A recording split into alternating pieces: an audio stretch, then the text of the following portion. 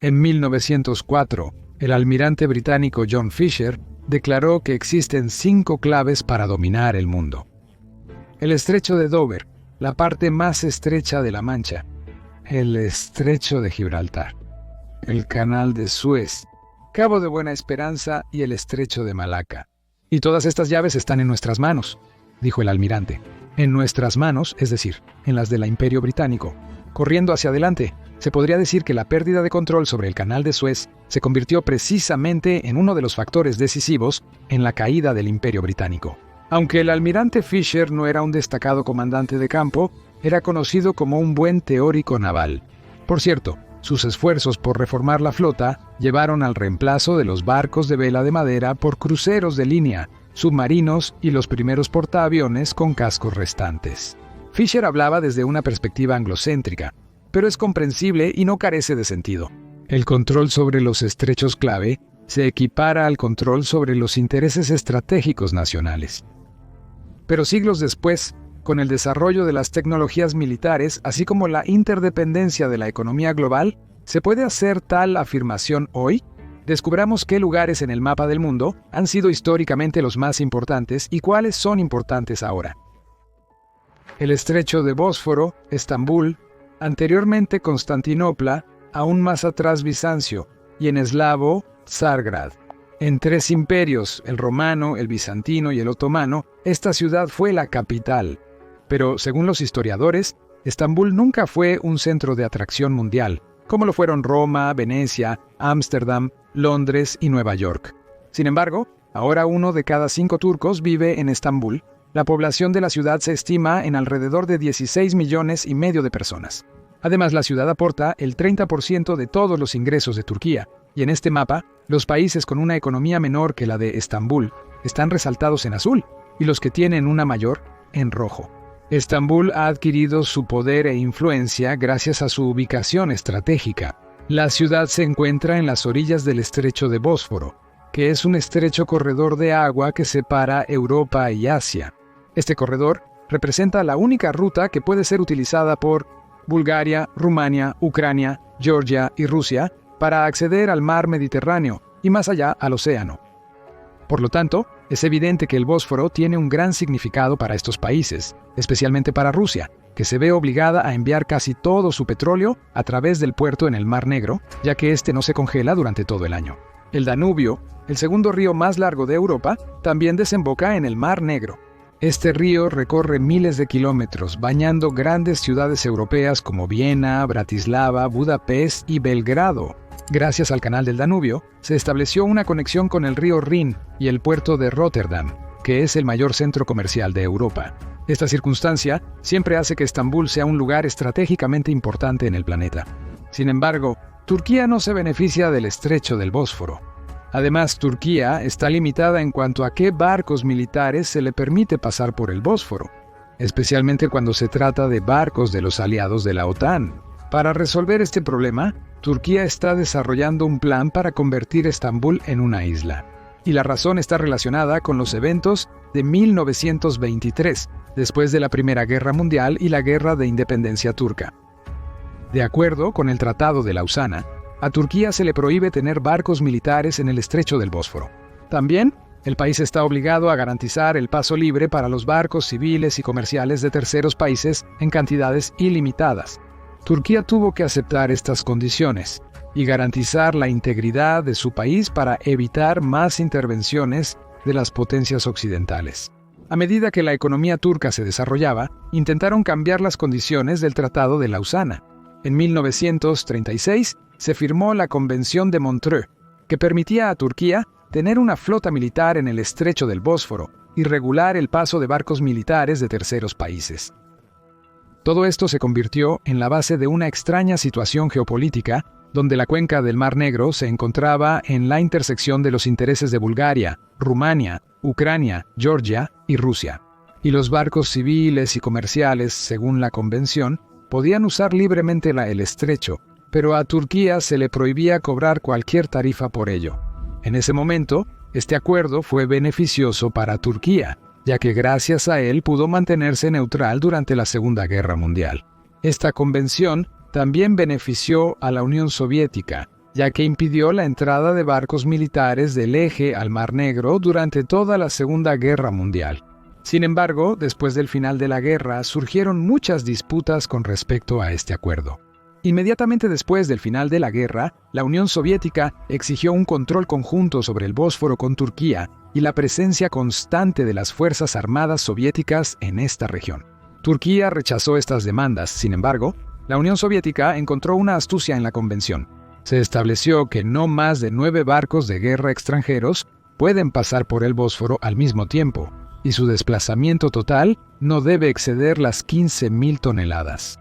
Como resultado, la Unión Soviética simplemente colocó un crucero en el Bósforo con un desplazamiento de 11.000 toneladas, efectivamente prohibiendo a otros países, con la excepción de Turquía, usar el Bósforo para fines militares.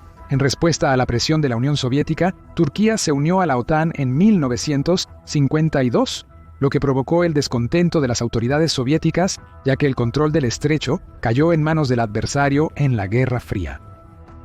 Pero tales circunstancias se convirtieron en un punto de discusión en ambos extremos. Según la antigua convención con las viejas reglas y estándares de armamento, la flota militar de los Estados Unidos podría enviar barcos con cañones de calibre menor a 8 pulgadas, mientras que el camino estaba cerrado para los submarinos y portaaviones. Mientras que la Marina de los Estados Unidos opera en todas las demás partes del mundo, la presencia de la flota militar de los Estados Unidos en el Mar Negro está limitada precisamente por estas reglas.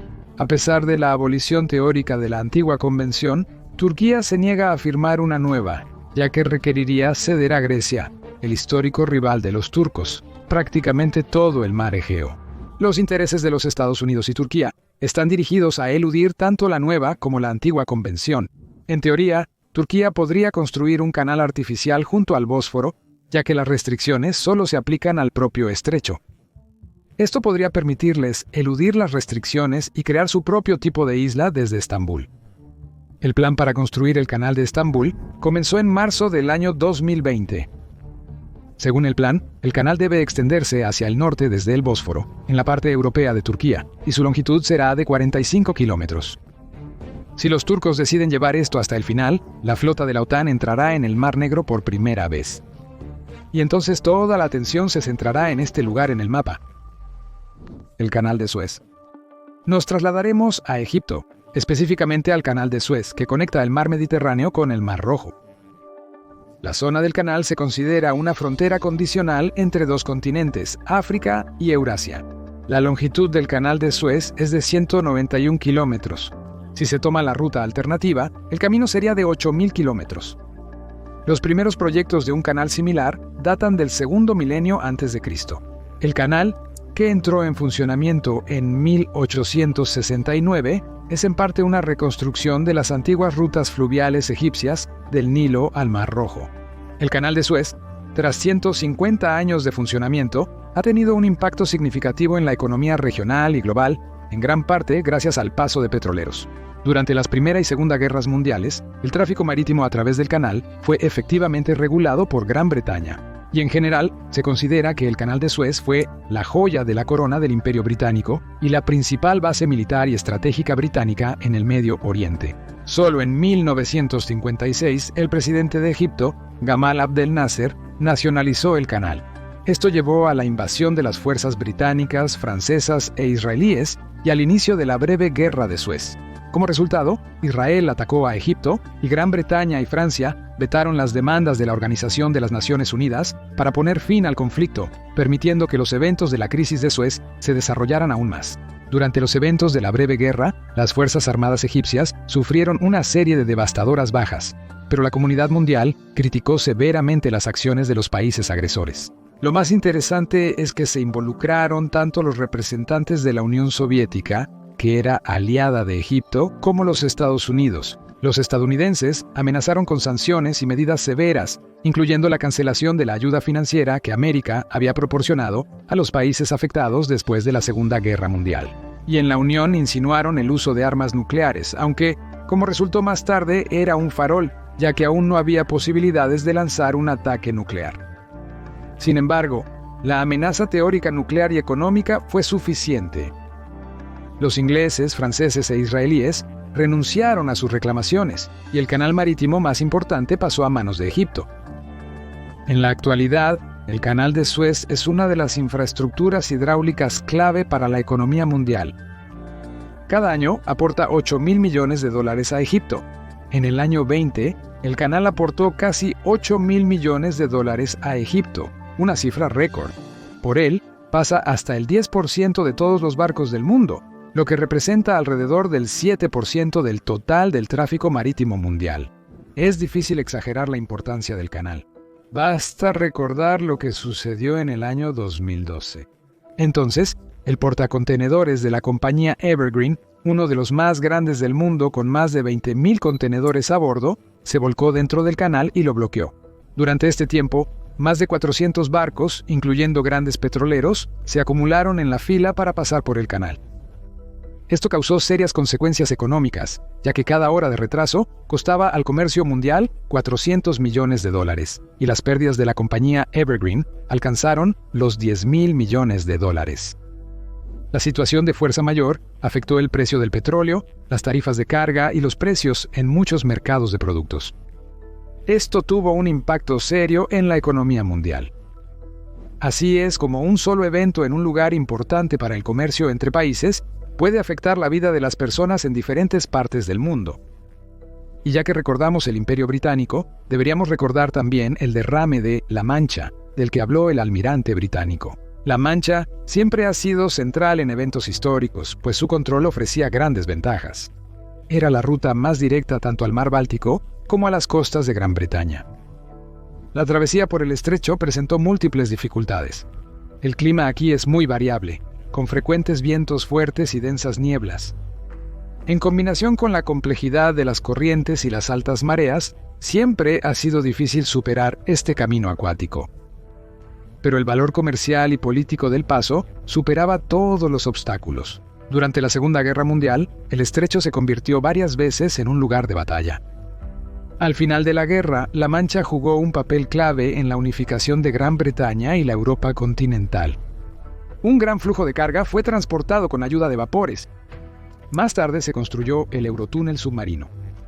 Ahora, el viaje desde el continente hasta la isla toma 2 horas y 15 minutos, y el tren submarino se mueve alrededor de 1 hora y media. En nuestros días, el estrecho sigue desempeñando un papel enorme en la vida de las personas que visitan sus costas y las islas, pero no llega a ser un punto clave en el mapa. El estrecho de Malaca también se le llama la autopista oceánica de Asia. Se encuentra entre la península de Malasia y la isla indonesia de Sumatra. El estrecho mide 937 kilómetros de longitud. En términos estratégicos y económicos, es una de las rutas marítimas más importantes del mundo. Conecta el Océano Índico con el Pacífico, proporcionando una conexión entre los 3 países más poblados del mundo: India, Indonesia y China. Cada año, alrededor de 50.000 barcos pasan por el estrecho, manejando según diversas estimaciones, desde el 60 hasta el 70% de todo el comercio marítimo. Por supuesto, Singapur se enriqueció y desarrolló tan fantásticamente no solo gracias al genio de Lee Kuan Yew, sobre quien hablamos en uno de los episodios, sino también debido a su afortunada ubicación en el estrecho de Malaca. Debido a su ubicación favorable, a finales de los 90 y principios de los 2000, el estrecho de Malaca probablemente se convirtió en el lugar más peligroso del mundo en términos de amenaza de piratería. Incluso después de una década de lucha contra los piratas, todavía ocurren casos aislados de secuestro de barcos. Los expertos también expresan preocupación sobre las posibles acciones de los terroristas. Si logran bloquear un gran barco en el punto más estrecho, donde la profundidad es solo de 15 metros, esto podría causar una parálisis total de la arteria de transporte y tener un impacto devastador en el comercio mundial. Canal de Panamá.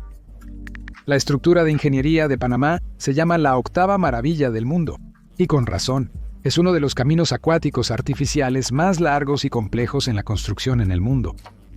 El Canal de Panamá conecta 2 océanos, el Pacífico y el Atlántico. Antes de su existencia, el viaje de un punto a otro tomaba muchos meses. Ahora, la distancia se puede recorrer en 8 a 10 horas. La historia de su construcción es muy larga. La primera construcción comenzó en el siglo XIV, pero no tuvo éxito. Los franceses intentaron cavar un canal, pero los estadounidenses intervinieron, para quienes el camino a través de Panamá tenía un gran significado. En 1903, los Estados Unidos separaron a Panamá de Colombia mediante un golpe de Estado. Nuevas personas llegaron a los puestos de liderazgo del Estado independiente. Se dieron a América los derechos de uso perpetuo de las tierras cercanas al canal. El Ministerio de Defensa de los Estados Unidos se unió a la construcción.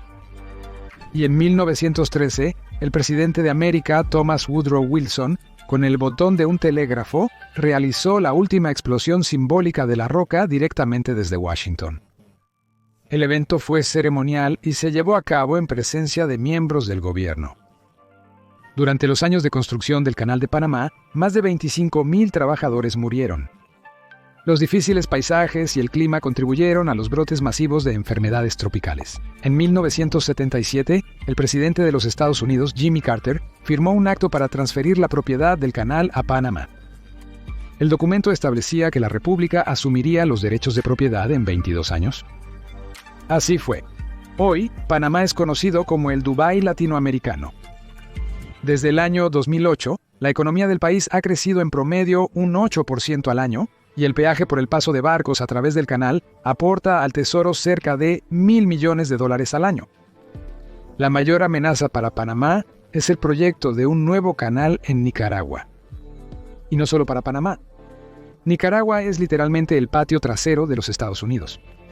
A pesar de que los Estados Unidos y Nicaragua comercian exitosamente entre sí, colaboran en la lucha contra el crimen organizado y el turismo, las relaciones entre estos dos países son extremadamente tensas. Ahora, un papel aún más importante como patio trasero, pero para China, lo juega Taiwán, donde se enfrentan los intereses de los Estados Unidos y el cielo. La producción de microchips es la industria más importante, sin la cual cualquier equipo complejo, incluyendo el militar, puede ser desechado como basura inútil. Tenemos un episodio separado sobre este tema complicado.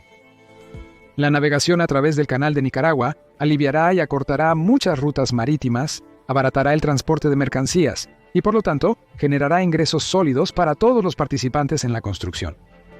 Por este canal, más rápido que por el de Panamá, podrán pasar barcos más grandes y de mayor capacidad de carga, lo que será beneficioso para prácticamente toda la economía mundial. Y China, con la ayuda de la financiación del proyecto, obtendrá control sobre las rutas comerciales desde América Latina hasta el sureste asiático. Paralelamente, China está construyendo una línea de ferrocarril que conectará dos océanos. Si el proyecto se completa, América podría sufrir graves pérdidas. ¿Cómo reaccionará y quién controlará el canal en Nicaragua aún es desconocido? El Istmo de Gibraltar es un territorio minúsculo, de solo 6 kilómetros cuadrados que incluye la Roca de Gibraltar y un istmo de arena que la conecta con la península ibérica. Gibraltar ha sido durante siglos un impedimento para la paz entre España y Gran Bretaña. La Roca de Gibraltar, que domina el área circundante, es uno de los famosos pilares de Hércules antiguos, ubicado en el lado europeo del estrecho. Desde el lado opuesto del estrecho, en el continente africano, las columnas se refieren a la montaña Acho, o montaña de los monos. Los antiguos consideraban los pilares de Hércules como el fin del mundo. Más allá de ellos solo había desconocimiento. La catastrófica falta de espacio llevó a la creación en Gibraltar del único aeropuerto de North Front en el mundo, cuya pista de aterrizaje y despegue cruza la carretera más transitada de la ciudad. Aunque Gibraltar pertenece a Gran Bretaña, tiene su propia constitución, que fue adoptada en un referéndum en 2006. El poder legislativo y ejecutivo formalmente pertenece al rey de Gran Bretaña, pero en realidad el país tiene el derecho de autogobierno interno. Gibraltar es gobernado por un gobernador y un parlamento de 17 miembros, elegido por la población cada 4 años. También existe el cargo decorativo del alcalde de Gibraltar. Toda la historia de las relaciones entre Inglaterra y España es también la historia de la agudización de la situación en torno a Gibraltar. Los periodos de calma, cuando miles de personas cruzan las fronteras diariamente para trabajar y hacer negocios en ambos lados, fueron reemplazados por bloqueos españoles con el cierre del cruce. Gibraltar es la última colonia de Gran Bretaña en Europa, pero no en el mundo. Todavía quedan las Islas Bermudas, Montserrat, Anguila, las Islas Sandwich del Sur, las Islas Malvinas y las Islas Turcas y Caicos, las Islas Vírgenes Británicas y las Islas Caimán, la isla de Santa Elena y Pitcairn, Akrotiri y Dekelia. Y aunque hoy se les llame territorios británicos de ultramar, El significado no ha cambiado. Ahora, teniendo en cuenta el Brexit, la situación con Gibraltar está cambiando constantemente, y cómo cada parte puede aprovecharla, nadie lo sabe. Pero es seguro que la opinión pública de Gibraltar está a favor de permanecer en la UE con sus privilegios comerciales, libre circulación con Schengen. Es interesante lo siguiente. Se sabe que la anchura del estrecho de Gibraltar en su punto más estrecho es de solo 14 kilómetros. El Eurotúnel bajo la Mancha y el puente sobre el río de las Perlas en China se construyeron en una sección mucho más grande de agua abierta.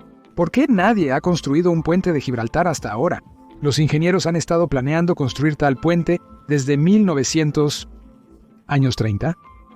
Sin embargo, ni entonces ni ahora, el nivel científico y técnico permite realizar una construcción de este tipo. La profundidad del estrecho de Gibraltar varía de 900 a 1200 metros. Para comparar, la profundidad de La Mancha es de 174. A esa profundidad, es técnicamente difícil construir un túnel o establecer soportes para un puente. Este problema se agrava por las corrientes locales.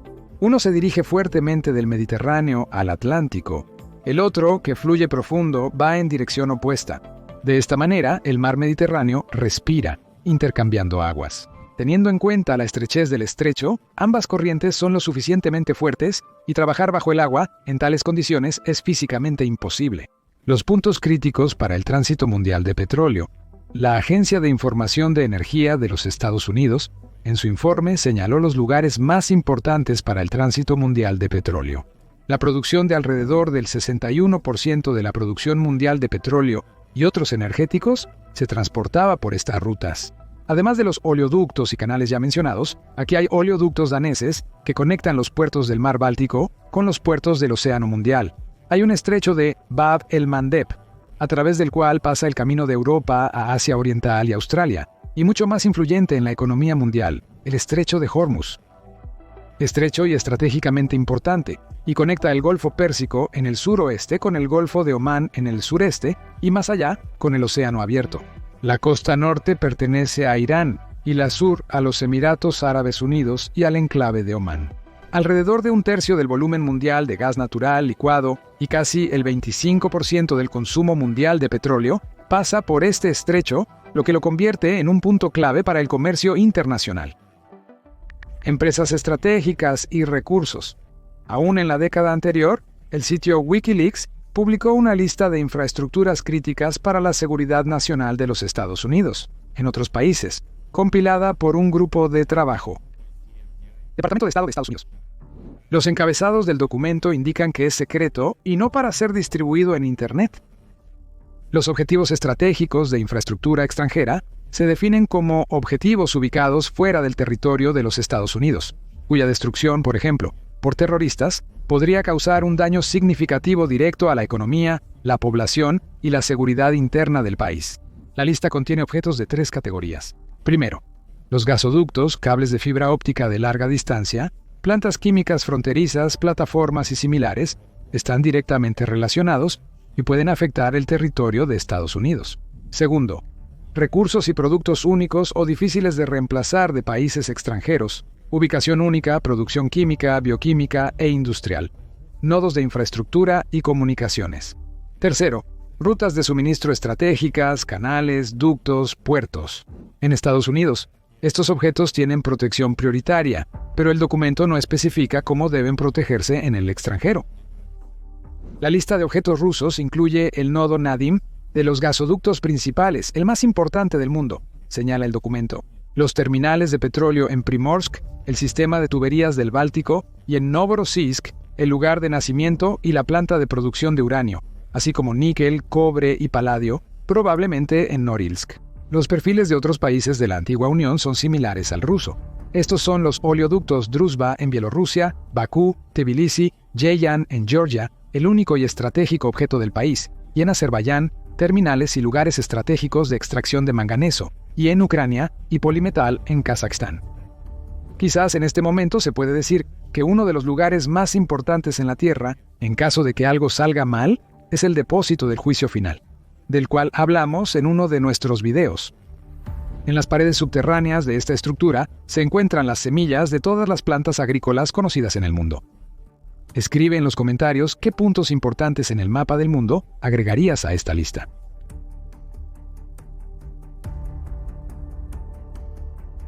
Subtítulos creados.